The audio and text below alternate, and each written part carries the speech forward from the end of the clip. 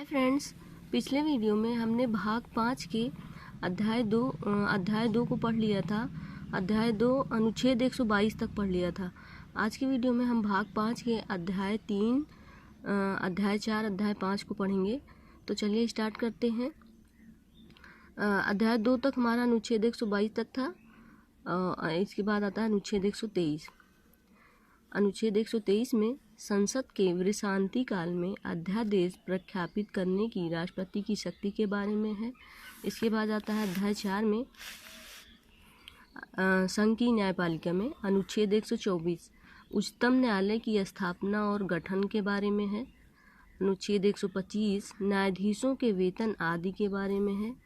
अनुच्छेद 126 कार्यकारी मुख्य न्यायमूर्ति की नियुक्ति के बारे में है। अनुच्छेद 127 तदर्थ न्यायमूर्तियों की नियुक्ति के बारे में है। अनुच्छेद 128 उच्चतम न्यायालय की बैठकों में सेवानिवृत्त न्यायाधीशों की उपस्थिति के बारे में है। अनुच्छेद 129 उच्चतम न्यायालय का अभिलेख न्यायालय होना आदि के बारे में है। अनुच्छेद 130 उच्चतम न्यायालय का स्थान के बारे में है। अनुच्छेद 131 उच्चतम न्यायालय की आरंभिक अधिकारिता के बारे में है। अनुच्छेद 131 का जो कि डिलीट कर दिया गया है।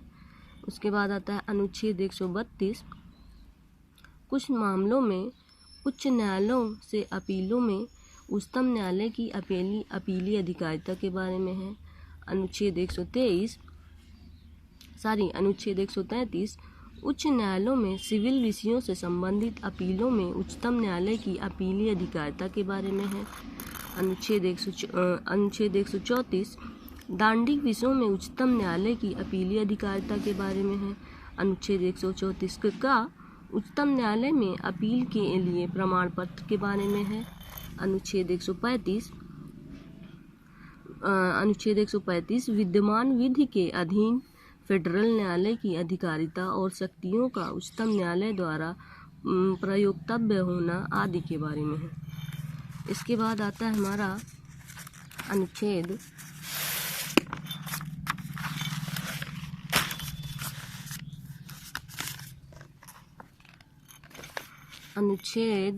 136।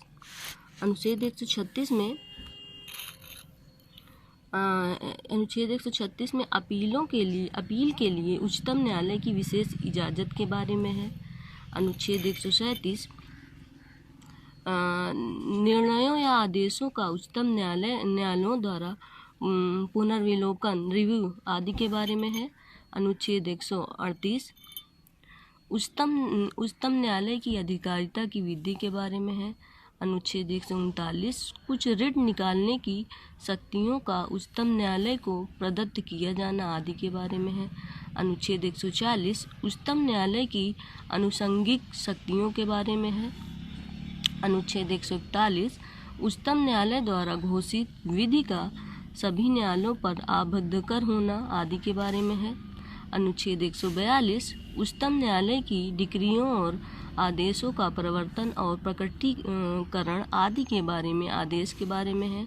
अनुच्छेद 143 उच्चतम न्यायालय से परामर्श करने की राष्ट्रपति की शक्ति के बारे में है। अनुच्छेद 144 सिविल और न्यायिक अधिकारियों द्वारा उच्चतम न्यायालय के बारे में है। अनुच्छेद 144 का जो कि डिलीट कर दिया गया है। अनुच्छेद 147 निर्वाचन के बारे में है। उसके बाद आता है हमारा अध्याय 5 भारत के नियंत्रक एवं महालेखा परीक्षक। बहुत इम्पॉर्टेंट है। अनुच्छेद 148 भारत का एक नियंत्रक महालेखा परीक्षक होगा। अनुच्छेद 148 के तहत भारत का एक नियंत्रक महालेखा परीक्षक होगा। अनुच्छेद 149 नियंत्रक महालेखा परीक्षक के कर्तव्य और शक्तियों के बारे में है।